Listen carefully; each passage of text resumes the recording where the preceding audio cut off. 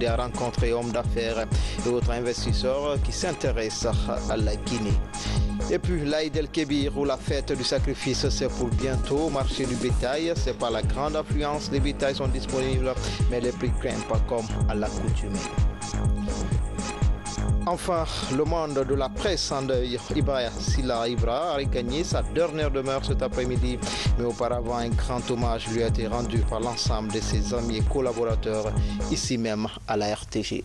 Voilà pour le sommaire. Encore une fois, bonsoir à toutes et à tous. Tout d'abord, en plus bref et en image, le chef de l'État poursuit son séjour dans les Émirats arabes unis où il a été reçu par le prince héritier.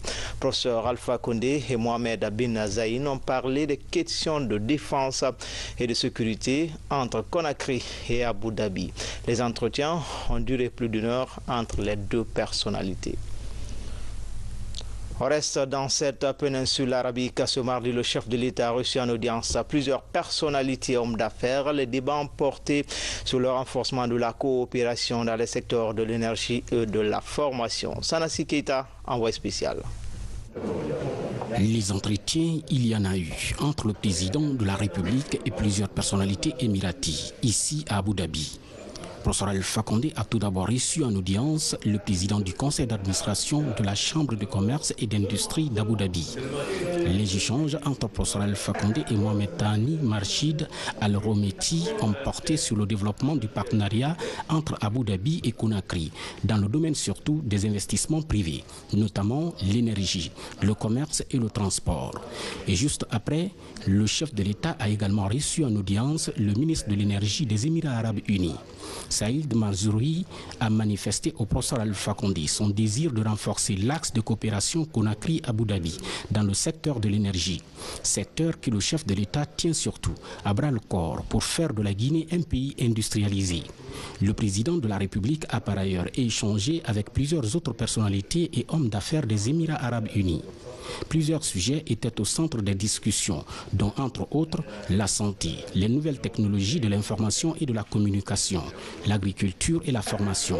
Une manière surtout de renforcer l'axe de coopération Conakry-Abu Dhabi. Dans le reste de l'actualité, coopération maritime guinéo-américaine pour la certification des installations portuaires. Ce dispositif visant à sécuriser et fluidifier le trafic est évalué de façon périodique par des gardes-côtes américains qui séjournent actuellement en Guinée. Le point avec Fodé Camara.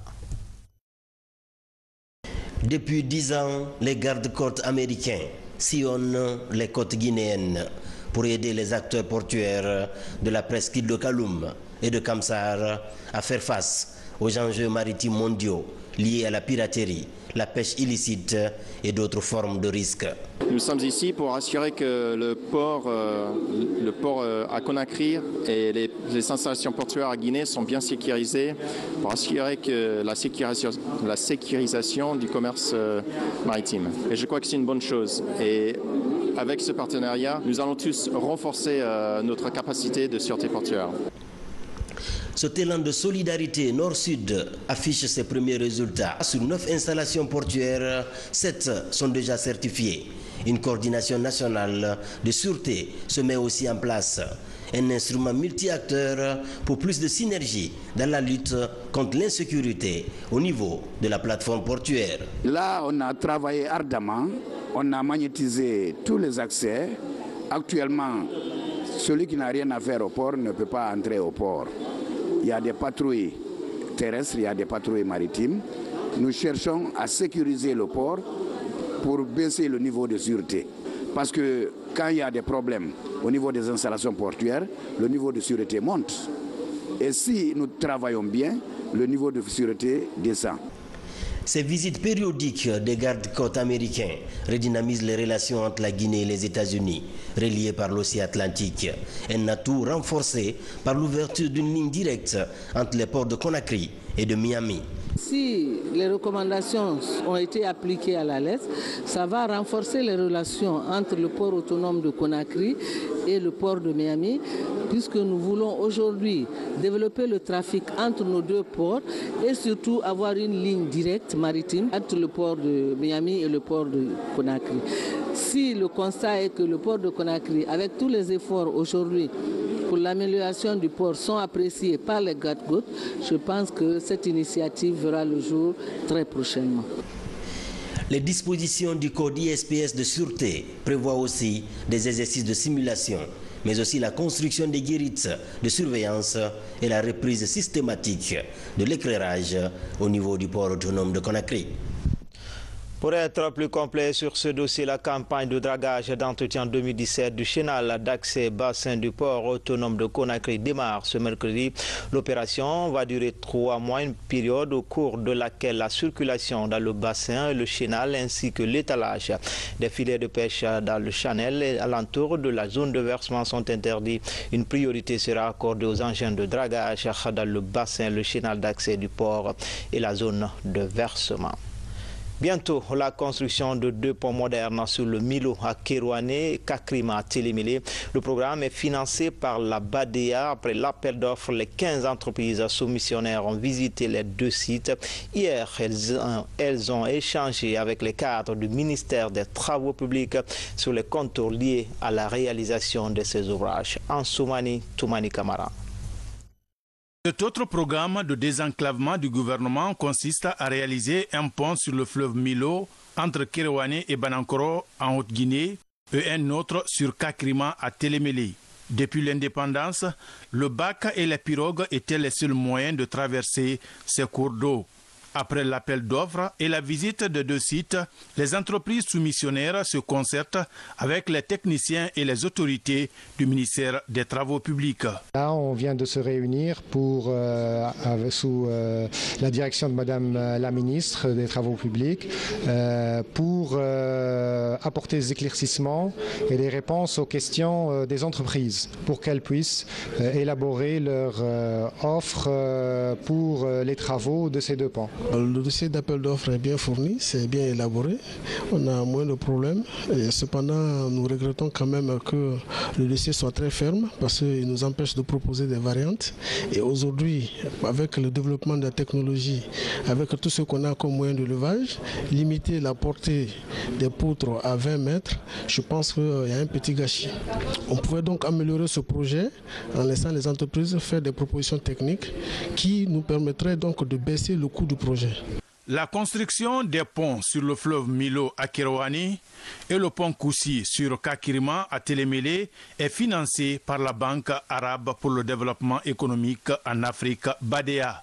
Nous rencontrons les entrepreneurs pour les écouter, les incompréhensions à l'intérieur du DAO, les soucis qu'ils ont eu à noter lors de cette visite.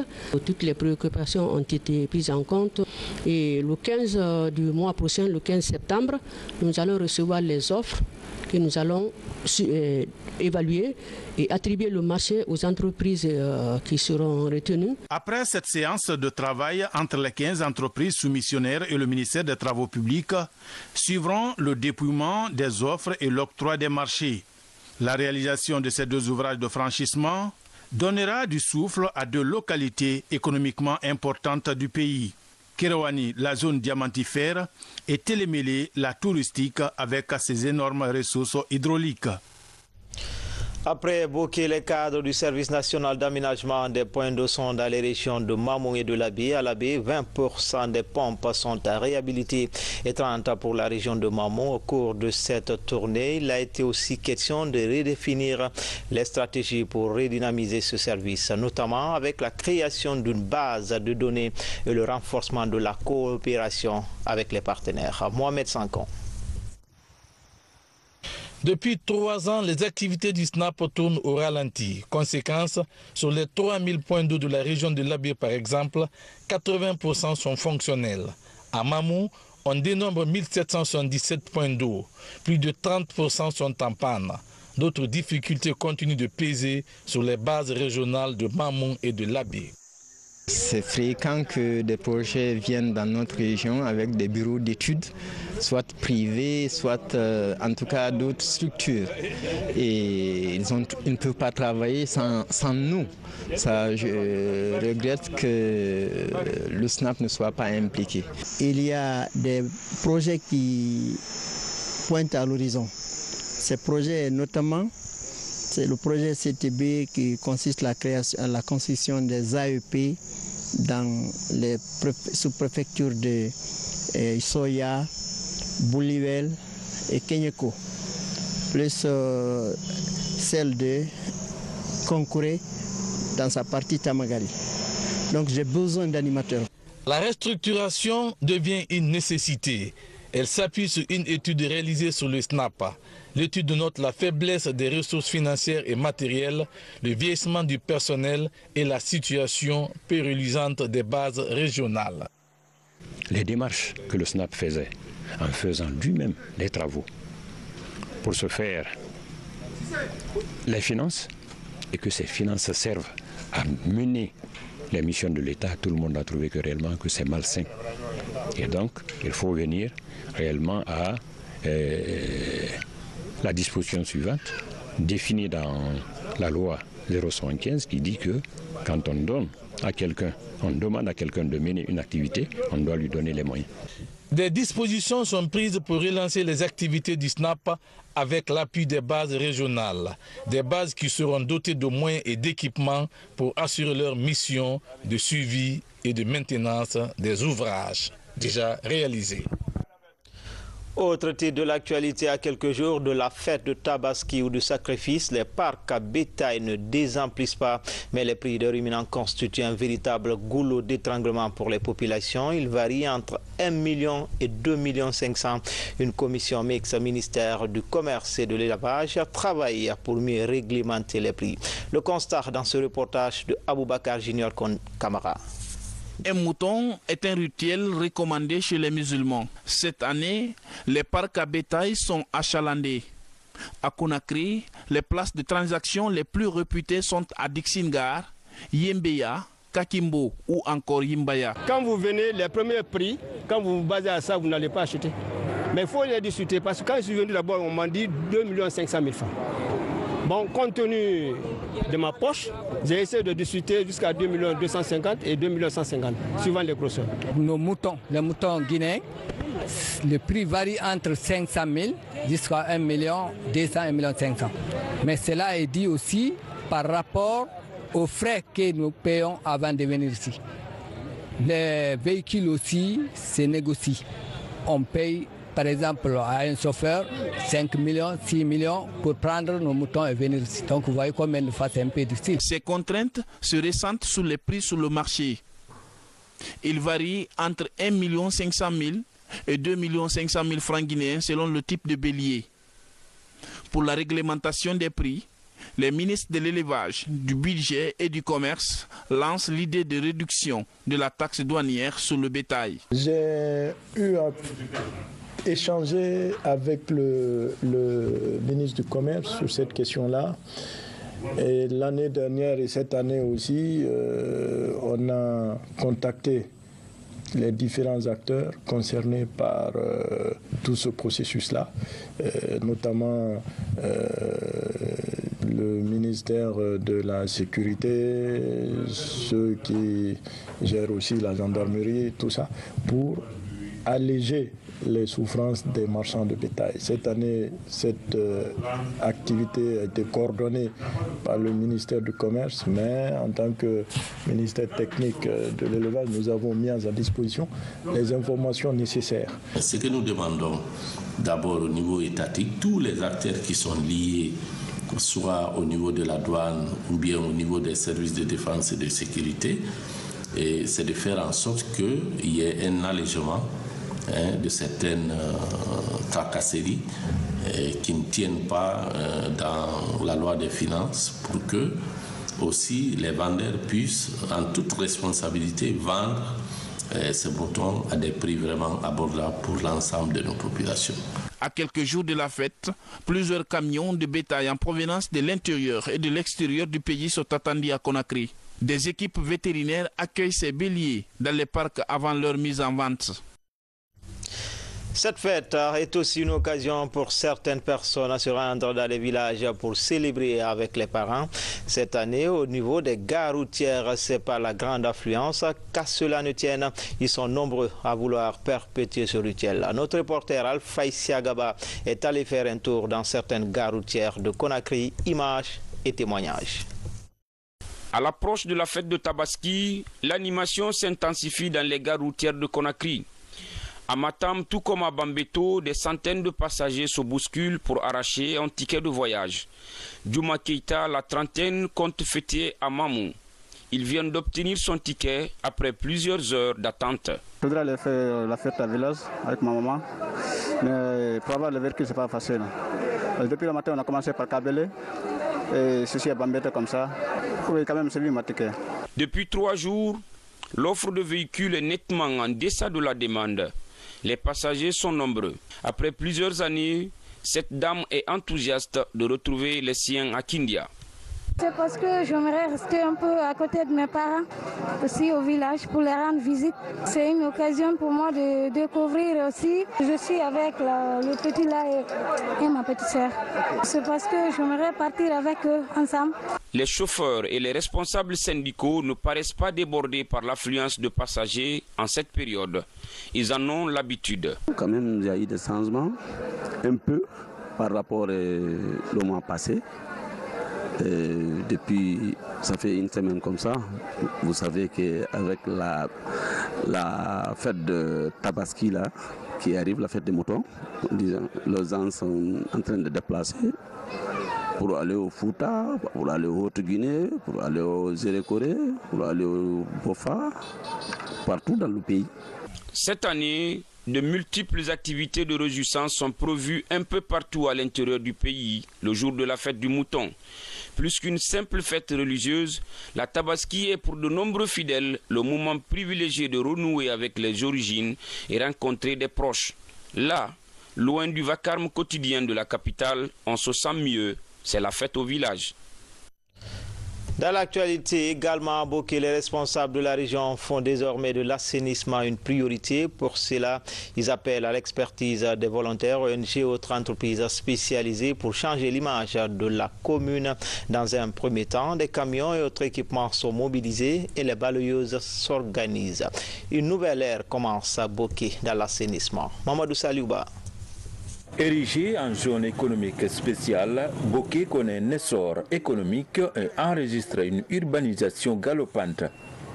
Les autorités locales anticipent les problèmes d'insalubrité et décident de moderniser les techniques d'assainissement de la ville en utilisant des moyens adéquats.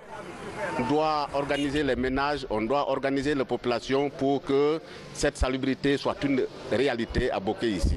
Et j'ai fait le lien théologique entre la salubrité, la santé et le développement. Puisque le développement passe fortement par les hommes, et puisque les hommes doivent être en bonne santé pour faire cela, et la santé dépend de la salubrité du milieu où nous vivons.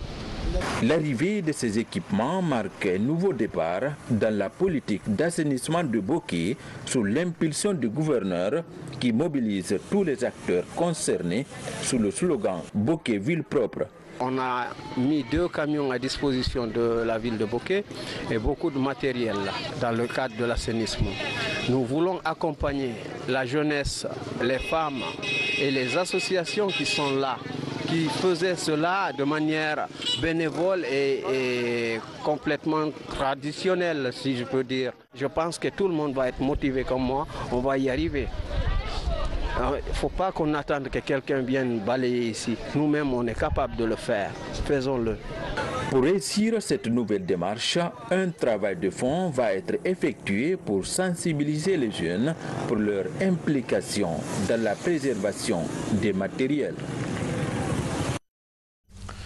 Des vivres et vêtements pour les victimes de l'inondation survenue récemment à Freetown. C'est un geste des populations de Nzérékoré. Elles ont été accompagnées dans cette initiative par une société locale, une action humanitaire qui vient remonter le moral des sinistrés. Makeme Donzo. Ce camion est en provenance de Nzérékoré. Il est chargé des vêtements et de vivres pour les victimes de l'inondation du 14 août à Freetown. Un acte de solidarité des populations de la ville de Zérékoré envers la Sierra Leone. Une société locale a assuré la collecte lancée une semaine avant l'éboulement de Dar es Salaam. La population a adhéré à l'initiative, les médias se sont impliqués pour sensibiliser davantage cette vaillante population de Zérékoré qu'il faut vraiment remercier. Et chacun a apporté ce qu'il a pu et pour pouvoir venir en aide au pays frère qui est la Sierra Leone. On a déjà assisté à d'autres personnes où il y avait eu l'inondation à Zérékoré dans 3 quartiers, à Télépoulou, à Diankadissa et à Kolieba. La chef de la diplomatie sierra-léonaise en Guinée se félicite de ce don des populations guinéennes qui font suite aux gestes de compassion du professeur Alpha Condé sur le terrain.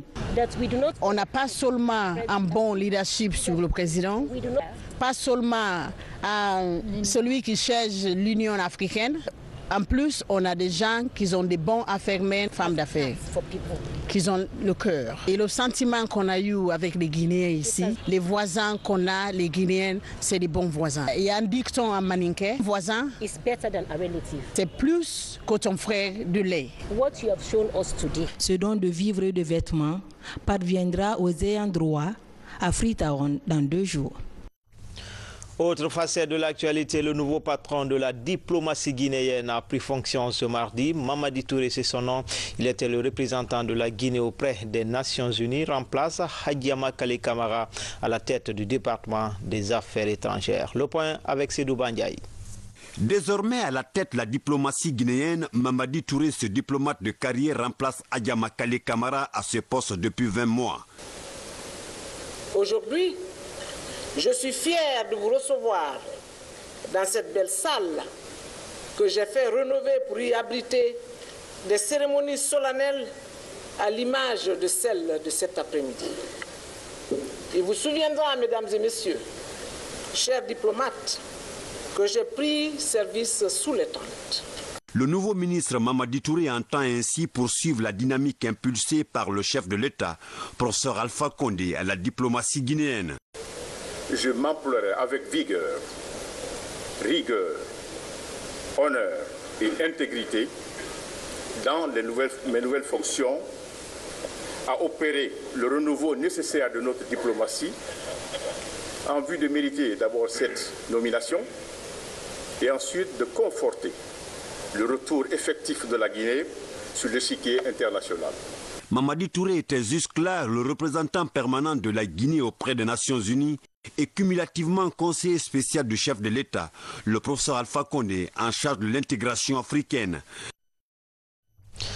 Après 20 mois passés à la tête du département des pêches, André Loa passe le témoin à Frédéric Loa. La cérémonie de passation a mobilisé plusieurs personnalités. Elle a été présidée par le ministre secrétaire général du gouvernement, Sékou Kissi Kamara. Le reportage est signé à Alassane Diogo Bari et l'âge Falika Misoko. C'est dans une salle archi-comble que se déroule cette cérémonie de passation de service entre l'ancien ministre des Pêches, André Loa, et le tout nouveau Frédéric Loa. Syndicats, mareyeurs, opérateurs du secteur des pêches, amis et parents n'ont pas voulu se faire compter l'événement. Dans son discours d'adieu, le ministre sortant a fait le bilan succinct des 20 mois de son passage à la tête du département, mettant l'accent sur l'ensemble des réformes ayant abouti à la suppression de la Guinée de la liste de l'Union européenne des pays tiers non coopérants. De 20 milliards par année jusqu'en 2015, la contribution du secteur au compte du trésor public a atteint 34 milliards en 2016, pour se situer aujourd'hui au 30 juin 2017 à 43 milliards, soit environ 120% des prévisions de recettes budgétaires pour 2017. C'est une performance. Il nous revient le devoir de poursuivre, de consolider et d'amplifier les actions entreprises durant ces dernières années.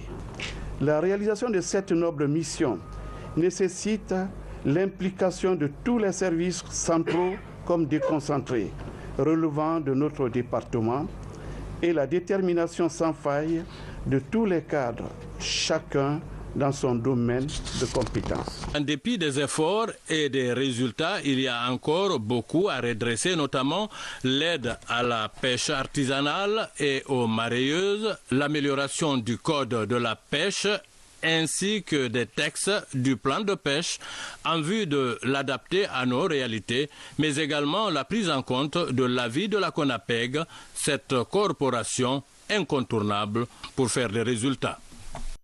Enfin, en plus bref, page noire, Ibrahima Silla Ibra pour les intimes a regagné sa dernière demeure ce mardi. Journaliste, réalisateur des grandes éditions d'information à la télévision nationale, chef de département communication à l'agence de la sécurité sanitaire, s'en est allé ce matin ici même à la RTG Coloma. Un grand hommage lui a été rendu. Son amour pour le travail, son intelligence et son perfectionnisme ont été magnifiés par l'ensemble de ses amis, parents et collaborateurs. Au nom de toute la RTG, au nom de toute la radio-télévision guinéenne, merci Ibra et dors en paix l'artiste. Amen. C'était tout pour ce soir. Grand était le plaisir pour moi de vous servir. À demain, même heure, même chaîne, avec toujours ce même plaisir.